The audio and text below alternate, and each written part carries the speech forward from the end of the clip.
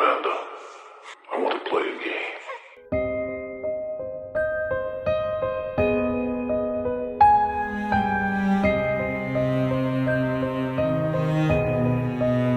Hey horror freaks, welcome back to my channel. My name is Amanda. As you can see from the title, today's video is going to be my full review with spoilers of Y2K. This is the latest A24 horror movie that is now available in theaters. And as always, all my reviews are with spoilers. If you don't want them, just to see if this was worth it or not, on the description box down below, there you're going to find my spoiler-free review because I like to give you guys the two options. And giving that quick disclaimer, let's get into the video. Now, Y2K follows two high school nobodies that make the decision to crash the last major celebration before the new millennium on New Year's Eve of 1999. The night becomes even crazier than they could have ever dreamed when the clock strikes midnight. The film has a running time of 1 hour and 33 minutes, and to quickly summarize it, the film follows these two guy friends that are trying to have a good New Year's Eve day. They eventually get to a party, and here the male protagonist, he is trying to get with the girl that he likes, but he is unsuccessful. He is a typical nobody, and she is the popular girl. Once the clock strikes midnight, as the synopsis says, everything becomes crazier, since the film follows the year 2000 problem, also known as the Y2K, as if it had become a reality. Now, in case that you don't know what the hell is this, technically, people thought before the millennium came, the computers were going to crash because of this data and the dates and the whole thing. So what the film takes is that fear as a reality, and we're seeing a what if. As expected, every single computer and every single technology device becomes evil, and they start to emerge one to another so that they create like little, what we call puppets in a way. They have a head and they have arms and they have legs, and they start killing people right away. And even when they are on the party, at first they believe that it was just on the house. But when the survivors, that includes the male protagonist and the girl that he likes because his best friend, he doesn't make it out of the house, something that I wasn't expecting. The male protagonist with the girl that he likes and other characters that we have previously met by now, they finally get out of the house, and this is when they learn that the whole town has been dominated by the computers.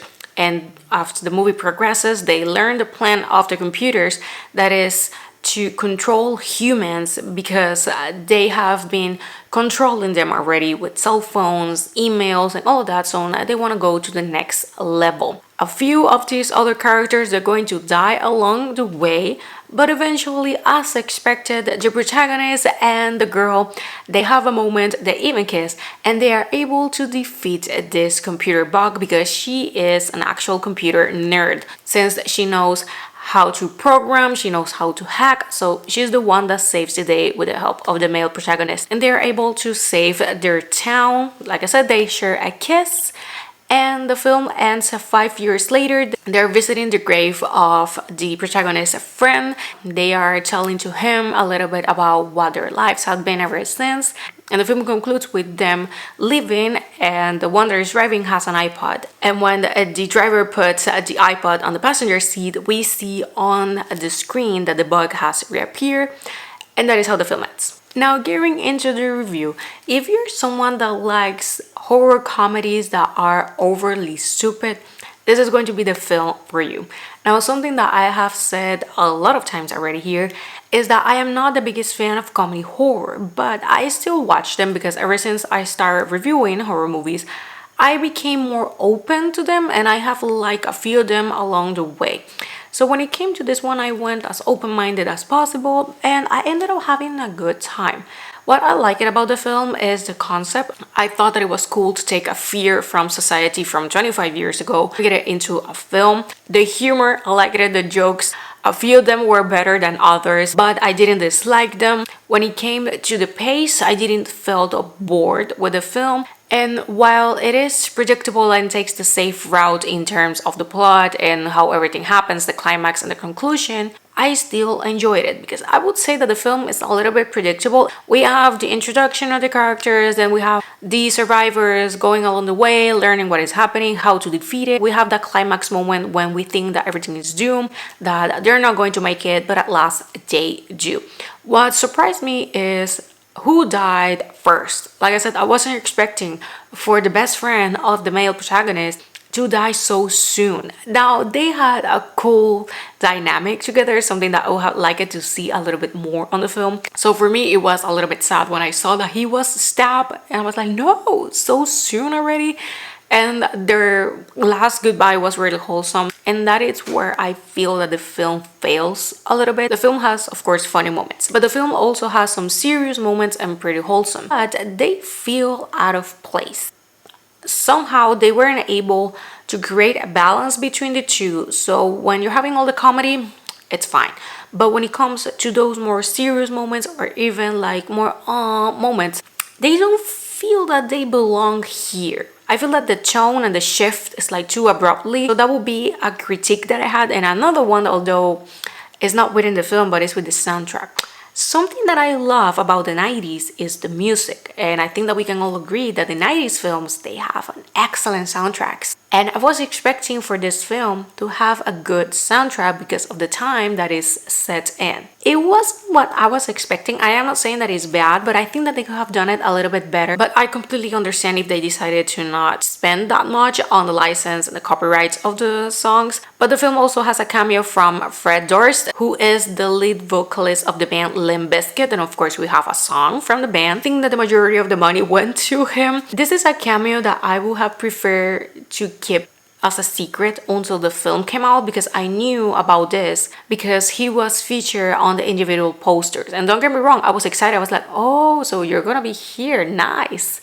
But at the same time, I feel that it would have worked a little bit better if we didn't already knew that he was coming out. When it comes to the acting, not just him, but in general of the cast, I think that they were pretty average, nothing outstanding. The only moment that I felt that it was good in terms of acting was, again, when the best friend of the male protagonist dies. Like I previously mentioned, the film takes the safe route when it comes to the plot. It's not outstanding, it doesn't really have a plot twist, but that didn't make the film boring or a bad experience. In terms of the blood and the deaths, I thought that they were pretty creative. They did a lot of cool stuff, and also taking advantage of the fact that we have technology and that the logic was thrown out of the window already. So they took advantage of that. There's even a death that is so abruptly, and it's like boop. If you saw the movie, you know what I'm talking about. It includes some roller skates. And it was funny. I mean, he died, but I don't know, like, it was funny because of the sound that the head make. And once again, I wasn't expecting for that character to die like that way. So that was something that I really liked it. And that is something that I'm going to give, is that it wasn't predictable who was going to die first or in what order, because sometimes you just know which characters are going to make it all the way to the end and who is not.